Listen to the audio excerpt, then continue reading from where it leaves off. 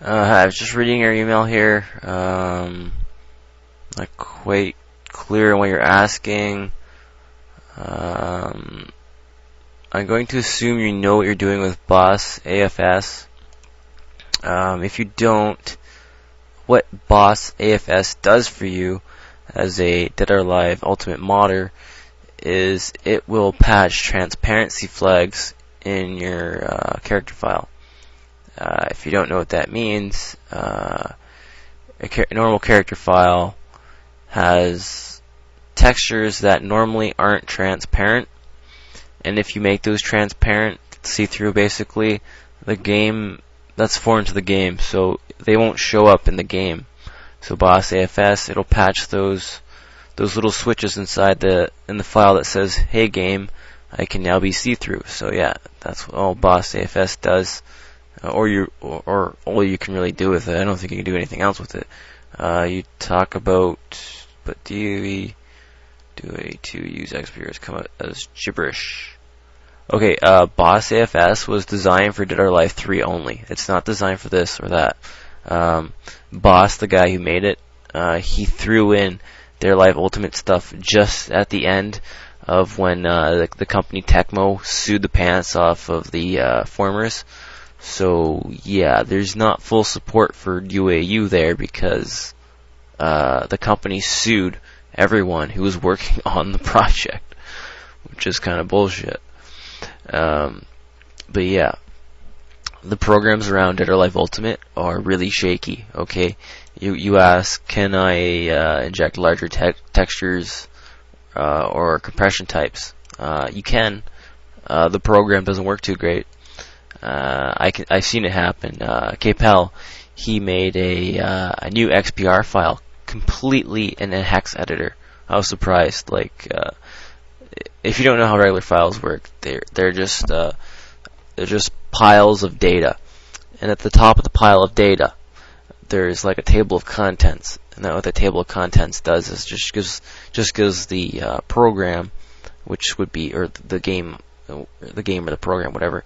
It would tell the program or the game, hey, this is what's inside of me. So yeah, what he did was he changed the header index, whatever, and he increased the file manually himself, which is pretty amazing because I can only imagine how.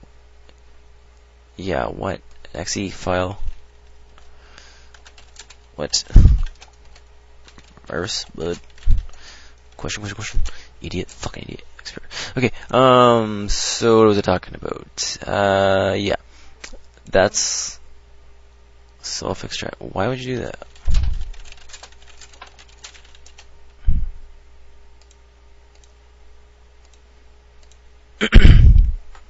Okay. So anyway, I'm just gonna show you the program here. I'm gonna block you, little bastard. I'm gonna block you good. Okay.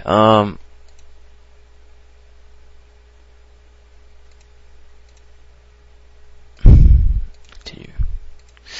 Okay. Inject textures. So yeah, I'm gonna show my 3 minutes. I can stick those on YouTube or something. All right. Yeah, this is the program you're gonna want. They made this program. It works on Dead or Alive Ultimate. No, I just want to copy it. Copy, please. Okay. So yeah, all it really does is that if you're using a BossAFS the way I think you are, it shows you the data, the raw data inside the character file.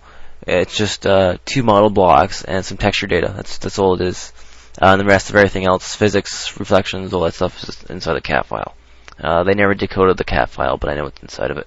But anyway, basically 2 raw items inside the XPR file.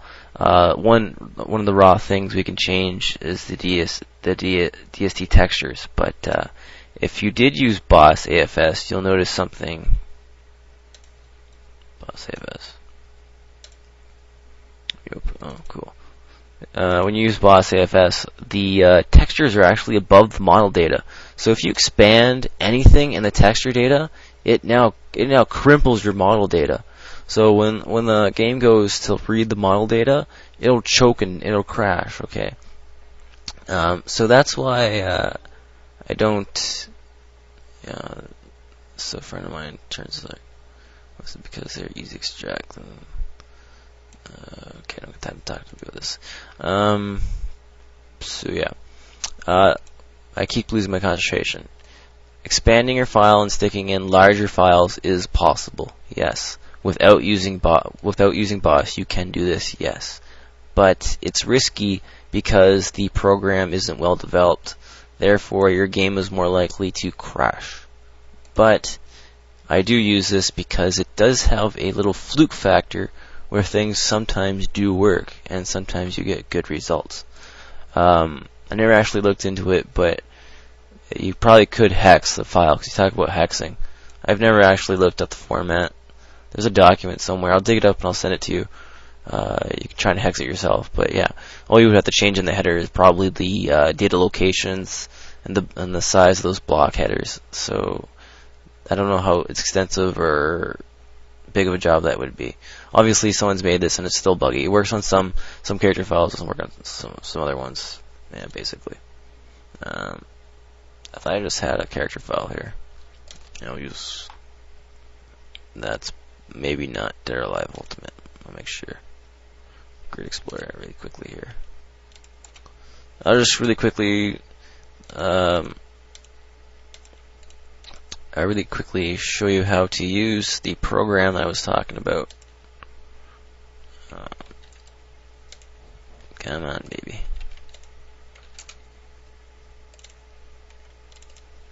Alright, just grab a file here, stick it in my project folder I've created here.